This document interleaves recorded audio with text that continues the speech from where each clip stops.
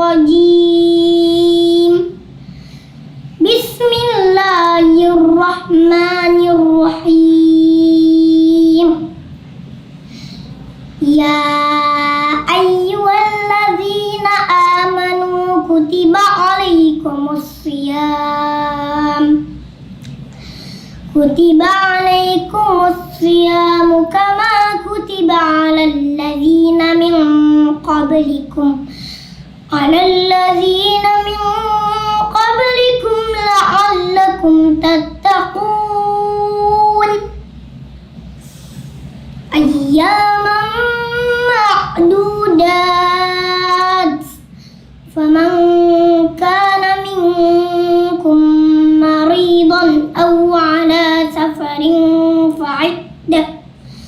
فعدة من أيام أخر وعلى الذين يطيقونه فدية طعام مسكين فمن تطوع خيرا فهو خير له وأن تصوموا خير لكم إن كنتم تعلمون شهر رمضان الذي أنزل فيه القرآن هدى للناس وبينات من الهدى والفرقان فمن شهد منكم الشهر فليصم ومن كان مريضا أو على سفر فعدة من أيام أخر يريد الله بكم اليسر ولا يريد بكم العسر ولتكملوا العدة ولتكبروا الله على ما هداكم ولعلكم تشكرون صدق الله العظيم.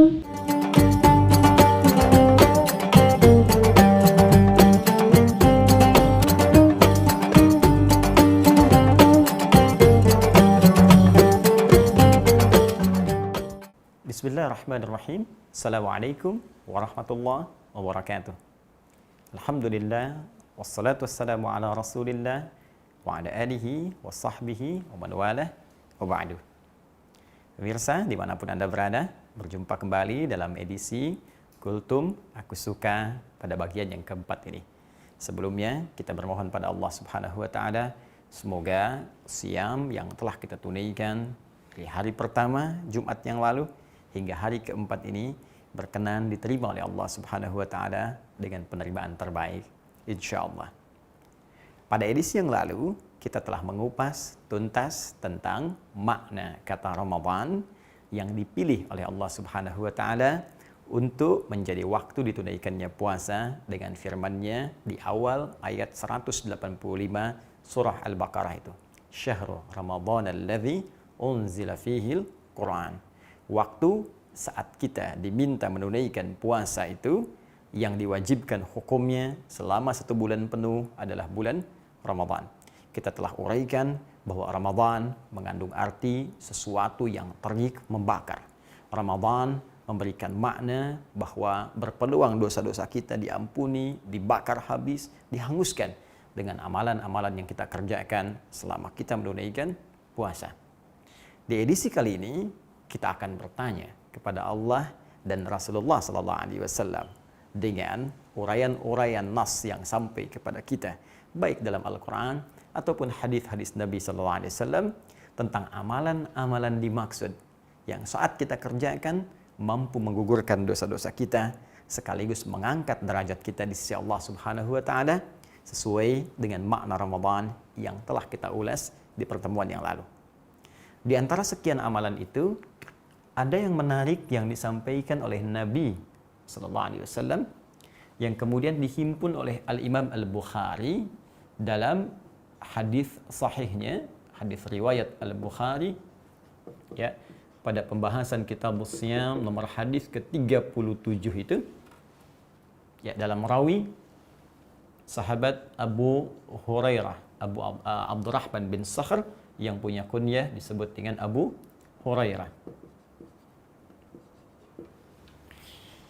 Kita temukan dalam hadis ini Nabi memberikan satu pesan yang sangat singkat dan padat, senafas dengan kalimat pesan Ramadan yang pernah kita bahas di pertemuan yang lalu. Nabi sampaikan, man qama Ramadhana. Baik, perhatikan baik-baik.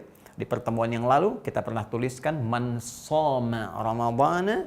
Dalam hal hadis ini Nabi menyampaikan man qama. Baik. Man qama Ramadhana. Masya Allah. Imanan wahtisaban. Imanan wahtisaban. Ghufira lahu ma taqaddama min dhanbi. Ini poinnya. Ghufira lahu ma taqaddama min dhanbi. Masya Allah. Allahu Akbar. Baik, di edisi yang lalu kita pernah pelajari, Nabi pernah menyampaikan man shoma Ramadhana. Siapa yang mampu menunaikan puasa Ramadan itu, ya, imanan wahtisaban, dia tunaikan dengan penuh kekuatan iman, diwujudkan dengan banyak mengerjakan amal saleh, wahtisaban, dia ukur-ukur amalan-amalan itu supaya ikhlas dia tunaikan karena Allah. Jika ia mampu kerjakan itu, bonusnya ghufira lahu ma taqaddama min dhanbi. Maka Allah akan berkenan menggugurkan, mengampuni, membakar, menghanguskan sesuai dengan makna Ramadan itu, ya, semua dosa-dosa yang pernah ia kerjakan dari mulai baligh sampai dia masuk ke waktu Ramadan itu. Nah, sekarang di antara amalan saat puasa itu, apa yang bisa kita kerjakan sehingga makna Ramadan menggugurkan, menghanguskan dosa-dosa itu bisa kita raih, sekaligus wujudnya berupa ampunan Allah Subhanahu wa taala bisa kita dapatkan. Ternyata di antara amalan itu adalah kalimat Nabi yang langsung memberikan redaksi serupa, tapi kemudian menspesifikkan amalan dengan kalimat qama. Perhatikan kalau Anda jeli melihat semua urutan ini sama. Ramadhana imanan wahtisaban ghufira lahu ma taqaddama min dhanbi. Sama persis dengan kalimat sebelumnya. Anda lihat uraian saya dalam edisi-edisi yang lalu, maka Anda bandingkan dengan tulisan yang lalu, Anda akan temukan kalimat ini sama. Yang berbeda hanya di sini. Bila yang dulu shoma, puasa, yang ini qama. Ya, qama, qiyam. Tidak disebutkan kalimat-kalimat qama, qiyam dan turunannya, derivasinya. Aqama, yuqimu, iqamah. Aqimu, yuqimun, kecuali dipahami dengan satu makna, yaitu salat. Ya, yaitu salat. Ya. Karena itu kalimat-kalimat salat yang berupa ibadah dibuka dengan takbir, ditutup dengan salam, yang terkandung dalam Al-Quran dan hadis-hadis Nabi SAW, seringkali perintahnya diawali dengan turunan kata qama ini. Ya, qama bisa qiyam, bisa aqimu, aqama, yuqimu, yuqimun. Ya, perintah salat pertama di Al-Baqarah ayat 3 itu, ya, alladzina yu'minuna bil ghaib wa yuqimunas shalah. Sebelum kata salat yuqimun. Al-Baqarah 43 wa aqimus shalah wa atuz zakat. Ya. Quran surah ke-17 misalnya ayat 78 aqimis salata liduluqis syamsi. Aqim. Baik. Sehingga ketika Anda temukan kalimat qama dan turunan qama, aqama, yuqimu, aqim, itu selalu identik atau disandingkan dengan satu ibadah yang disebut dengan salat. Dan pernah saya jelaskan di pertemuan lalu, kalimat qama, qiyam, aqim menunjukkan kesempurnaan. Seakan-akan Allah yang memberikan gambaran, Nabi ingin menegaskan jangan sampai sekedar salat, tapi salatnya tunaikan dengan sempurna. Baik, kembalikan ke sini. Jadi kita bisa terjemahkan man, siapapun, laki-laki, perempuan, besar, kecil, tua, muda, sepanjang dia beriman, punya kualifikasi menunaikan ibadah puasa. Kemudian saat di waktu Ramadan itu, qama, dia menunaikan ibadah salat Ramadan yang spesifik khusus ditunaikan pada bulan Ramadan. Masya Allah. Jadi ada salat yang sangat dikenal, dikerjakannya di Ramadan. Ya, di waktu lain, Ya, kita bisa tunaikan sholat di malam hari. Cuma yang ini spesial. Ya, Ramadan lebih aktif lagi, Ramadan lebih banyak lagi. Sehingga seakan-akan sholat itu di masyarakat luas dikenal dengan, wah ini spesifik dengan Ramadan nih. Waktunya datang saat Ramadan. Walaupun sesungguhnya sholat malam di luar Ramadan pun bisa kita kerjakan. Ya, sholat siang juga banyak dikerjakan. Tapi yang ini, orang melihatnya ini spesifik Ramadan nih. Ini spesifik Ramadan. Masya Allah. Jadi ada amalan khusus di bulan Ramadan berupa sholat dan disandingkan dengan kalimat Ramadannya. Seakan-akan memberikan isyarat kepada kita, sholat ini tidak biasa. Yang kalau Anda kerjakan dengan benar, maka dampak Ramadan akan muncul di situ. Membakar semua dosa-dosa yang pernah kita kerjakan sebelumnya. Dari mana taunya? Ini lihat kalimat akhirnya. Ghufira lahu ma taqaddama min dzambi. Ya, man qama ramadhana, siapapun yang mampu menunaikan salat di saat-saat hari-hari Ramadan itu, imanan wahtisaban, dengan penuh kekuatan iman, amalannya benar, wahtisaban penuh keikhlasan, ghufira lahu ma taqaddama min dzambi, maka akan berpeluang diampuni oleh Allah Subhanahu wa taala, dibakar habis ma taqaddama min dzambi, seluruh dosa-dosa yang pernah dikerjakan itu. Nah, sekarang kita kembalikan apa yang dimaksud dengan salat ini? Ya. Dari kata ini ulama kemudian menurunkan penamaan yang mereka namakan dengan qiyam Ramadan. Qiyam Ramadan. Ya, menunjuk pada sifatnya. Karena Nabi mengatakan qama Ramadhana, menunaikan salat ya yang spesifik dikerjakan di waktu Ramadan. Maka ulama mengistilahkan salat ini disebut dengan qiyam Ramadan. Apa yang dimaksud qiyam Ramadan ini? Kapan waktunya? Bukankah salat subuh juga qiyam? Bukankah salat zuhur juga qiyam? Bukankah salat duha juga qiyam? Ya, sama-sama salat, sama-sama kita kerjakan. Nah, hanya ketika Nabi menambahkan kalimat Ramadan di sini, nampaknya menunjuk sesuatu yang spesifik yang jarang-jarang dikerjakan di luar Ramadan. Maka dilacak oleh para ulama, dibandingkan dengan kegiatan-kegiatan sebelumnya, maka mereka simpulkan, salat ini yang sering dikerjakan oleh Nabi, diikuti oleh semua orang Islam di zaman Nabi, sampai setelahnya, yang paling konsisten banyak dikerjakan saat Ramadan, yaitu sholat di waktu malam Ramadan. Malam Ramadan. Ya. Ini yang paling menarik. Ada salat yang menjadi ciri khas dikerjakan di bulan Ramadan, waktunya malam. Ya, kalau salat duha waktu siang, ya orang-orang ada yang duha, ada yang tidak. Syuruk, ada yang syuruk, ada yang tidak. Tahajud, ada yang tahajud, ada yang tidak. Gambaran umumnya, ya. Baik, tapi yang paling menarik, kalau ini ketika tiba Ramadan, maka banyak orang mengerjakannya. Waktunya ternyata setelah diteliti malam. Diistilahkan dengan kalimat qiyam. Ini yang disebut dengan salat qiyam Ramadan. Salat yang dikerjakan di malam-malam Ramadan, dilakukan waktunya setelah menunaikan salat Isya dan sunnahnya. Baik, setelah menunaikan salat Isya dan sunnahnya. Ini kita temukan bagian pertama. Jadi, ada amalan berupa salat yang dikerjakan setiap malam Ramadan, yang kalau dilakukan dengan benar akan berpotensi menggugurkan seluruh dosa-dosa yang pernah kita kerjakan, dan dari situ akan mendapatkan keberkahan nama Ramadan dengan menghanguskan dan membakar semua dosa itu.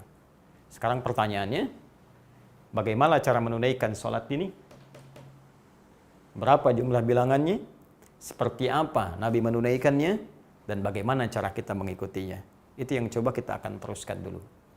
Baik, karena kalimat yang menggunakan kata qiyam atau qama kemudian dikerjakan di malam hari, maka kita akan melihat petunjuk dari hadis-hadis Nabi sallallahu alaihi wasallam, bagaimana Nabi memberikan petunjuk tentang teknis penunaian salat yang dimaksudkan. Mari kita kembali dulu kepada hadis Nabi sallallahu alaihi wasallam yang diriwayatkan oleh Imam Muslim dalam kitab sahihnya nomor hadis 749. Rawinya, kalau Anda tak sama mendapati nomornya, cari rawinya yang diriwayatkan sahabat Ibnu Umar radhiyallahu taala anhuma. Baik. beliau pernah mendapatkan penjelasan dari Nabi sallallahu alaihi wasallam. Perhatikan kalimatnya tentang salat malam. Salatul laili mathna mathna. Wa idza khasya ahadakumul fajra falyutir rak'atan wahidah. Baik, dari keterangan Nabi disampaikan salatul laili, salat malam itu, ya, ini hadis yang riwayat Muslim, nomor hadis 749. Salatul laili mathna mathna. Jika Anda ingin tunaikan salat di malam hari, pertama kata Nabi, silahkan tunaikan mathna mathna. 2 rakaat, 2 rakaat. Ya. Wa idza khasya ahadakumul fajra, dan jika khawatir kemudian akan tiba waktu fajar itu 2 sampai mau tiba waktu fajar. Insyaallah. Fal yutir rak'atan wahidah, maka segera tutup dengan witir 1 rakaat. Insyaallah. Kebayang enggak tuh berapa banyak rakaatnya? Dari ba'da Isya ya sampai kemudian terbuka peluangnya sampai menjelang fajar. Ya, 2 dulu, setelah itu jeda, 2 lagi, setelah itu jeda, 2 lagi, sampai ke menjelang fajar, diduga fajar akan segera tiba, silahkan tutup dengan 1 rakaat. Fokus baik-baik. Keterangan hadis ini memberikan dasar kepada kita bahwa sholat malam, khususnya yang ditunaikan dalam malam Ramadan itu, satu, dari segi jumlah bilangannya, Nabi tidak memberikan batas spesifik. Ya, tidak ada batas. Silakan. Yang penting Anda tunaikan dulu. Ya, tunaikan 2 rakaat, jeda dulu. Tunaikan 2 rakaat, jeda dulu. Kalau khawatir fajar tiba, ya mungkin ada yang sholatnya jam 3. Ya kan? Ada yang sholat jam 2. Kalau sholat jam 3 mungkin dapat berapa? 2 rakaat, 2 rakaat, 2 rakaat. Mungkin ada yang 10 rakaat, dapat witir 1 jadi 11. Kalau dari yang jam 2, ya mungkin dapat 20. Kalau dari jam 9, jam 8 atau semampunya, bisa jadi rakaatnya tidak berbilang. Karena itu nanti di kalangan sahabat ada yang sampai 11, ada yang sampai 23, ada yang sampai bahkan 36, tambah witirnya kemudian ada yang 1, ada yang 3, ada yang 40 rakaat. Jadi pertama, dari segi bilangan tidak ada jumlah spesifik yang langsung disebutkan Nabi sallallahu alaihi wasallam, tapi Nabi memberikan dasar tunaikan dengan 2, kemudian istirahat dulu, 2, istirahat dulu sampai kita merasakan kenikmatan, tutup dengan 1 rakaat sebelum tiba waktunya fajar. Ini kalau kita tanyakan, ya Rasulullah, kalau nggak ada batas nanti setiap orang bisa beda-beda. Nanti ada yang 2, yang penting kata Nabi 2. Salat 2, tutup dengan witir 1. Nanti ada yang 4, tutup witir 1. Nanti di sana ada yang 6, sana ada yang 8, sana ada yang 10, witirnya 1, dan seterusnya. Maka adakah di antara sekian keterangan Nabi itu yang memberikan contoh kepada kita standarnya berapa kalau ingin ngambil standar? Supaya tidak semua orang itu kemudian kreatif mengambil bilangan masing-masing. Walaupun diperbolehkan, tapi kalau ada standar, enak menunaikannya. Ya, maka ditemukan dalam hadis riwayat Abu Daud dari segi bilangan. Ya, Abu Daud. Nomor hadis 1367. Ya, kalau tak sama kemudian cetakan kitabnya, lihat rawinya sahabat Ibnu Abbas radhiyallahu taala anhuma. Ketika beliau menginap di rumah Sayyidah Maimunah radhiyallahu taala anha dan ingin mengetahui kebiasaan Nabi dari sejak bangun tidur sampai sholat malamnya. Maka dikisahkan oleh beliau, ya karena Rasulullah sallallahu alaihi wasallam bermakna adalah kebiasaan Nabi sallallahu alaihi wasallam, idza staiqadha min naumihi, jika bangkit dari tidurnya, fajalasa, beliau duduk sebentar. Wa masaha biyadihi min athari naumih, kemudian menghapuskan bekas ngantuknya dengan tangan yang diduga bersih, ya. Setelah itu kemudian faqara khawatim surah Ali Imran, membaca 11 ayat terakhir surah Ali Imran. Membaca doa alhamdulillahilladzi ahyana ba'da ma, dan seterusnya, dikuatkan di Al-Bukhari nomor hadis 181, ya, riwayat Jundub bin Junadah dan Muadz bin Jabal radhiyallahu taala anhuma. Baik, setelah itu apa yang terjadi? Fa dhahaba ila shidin mu'allaqah, pergi kemudian ke tempat tertutup untuk berwudu lalu menunaikan salat. Apa kata Ibnu Abbas? Salat Nabi itu ditunaikan dengan 2 rakaat dulu. Ya. Ringan, dikenal dengan salat khafifatain. Kemudian tunaikan 2 rakaat, tunaikan 2 rakaat lagi, tunaikan 2 rakaat lagi, tunaikan 2 rakaat lagi, tunaikan 2 rakaat lagi, baru kemudian witir 1 rakaat. Ibnu Abbas sempat berada di belakang Nabi, kemudian ditarik untuk sejajar dengan Nabi. Ya, ini menunjukkan salah satu kebolehan kalau makmumnya 1 orang, imam jelas 1 orang, maka boleh makmum kemudian berada sejajar bersama imamnya di samping sebelah kanannya. Baik ya? Kembali ke sini. Maka disebutkan dalam hadisnya salat rakaat ini 2, 2, 2, 2, 2, kemudian 1. Dan ini sebagai pembukanya, warming up-nya, supaya menghadirkan kekuatan untuk fokus dalam sholat. Kalau kita jumlahkan 1, 2, 3, 4, 5. Ya, 5 dikali 2, 10, tambah 1. Maka ini bilangan yang menunjukkan 11 rakaat standar yang pernah dikerjakan oleh Nabi SAW. 11 rakaat, saya ulang, standar yang pernah dikerjakan oleh Nabi SAW bersama Ibnu Abbas radhiyallahu ta'ala anhuma. Apakah Ustaz formasinya cuma 2, 2, 2, 2? Tidak. Ada juga di Al-Bukhari. Nomor hadis 2008. Ya, rawinya sahabat Aisyah radhiyallahu ta'ala anha.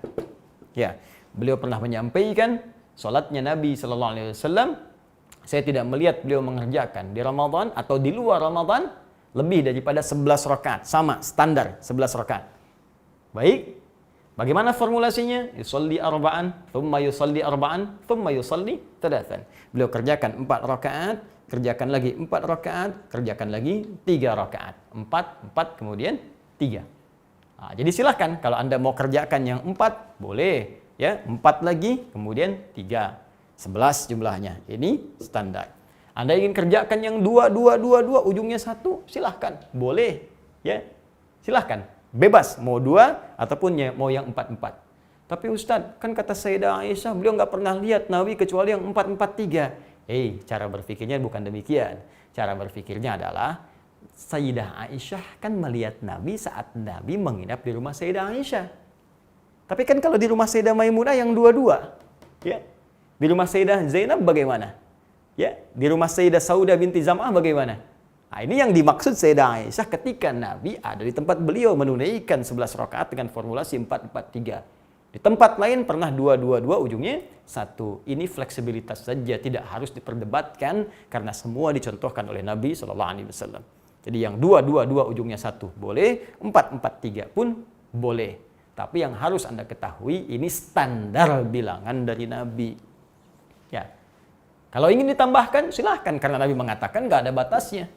Ya, karena itu nanti sebagian sahabat ada yang ngerjakan sampai 23 salafus saleh. Umar bin Khattab 23. Jangan Anda katakan ikut Umar, ikut Nabi. Wah, hati-hati. Awas, karena nggak mungkin ada bertentangan. Ya, nggak mungkin Umar mengerjakan sesuatu yang menyalahi perintah Nabi SAW. Jadi cara bacanya bukan membenturkan. Cara bacanya adalah menggabungkan dalil-dalil ini sehingga kita bisa menggali keutamaannya. Baik, jadi bisa kita tunaikan 11 rakaat, 4-4-3, bisa 2-2 ujungnya 1. Ini yang standar bisa dikerjakan. Bisa kita kerjakan lebih daripada ini sesuai dengan dorongan hadis yang tadi disampaikan. Jelas sampai sini? Nah, sekarang pertanyaan besarnya, seperti apa penulaian ini? Apa yang dibaca oleh Nabi SAW? Bagaimana cara mengerjakannya? Dan yang paling spesifik, apakah ada perbedaan antara mengerjakan sholat malam ini, khususnya saat Ramadan, antara di masjid dengan di rumah? Apakah beda kalau kita kerjakan di rumah? Apakah sama dengan yang dikerjakan di masjid? Bagaimana cara Nabi mengerjakannya? Itu yang akan kita bahas dalam kajian Aku Suka pada edisi yang kelima esok hari insyaallah. Subhanakallahumma bihamdika, asyhadu an la ilaha illa anta, astaghfiruka wa atubu ilaik. Assalamualaikum warahmatullahi wabarakatuh.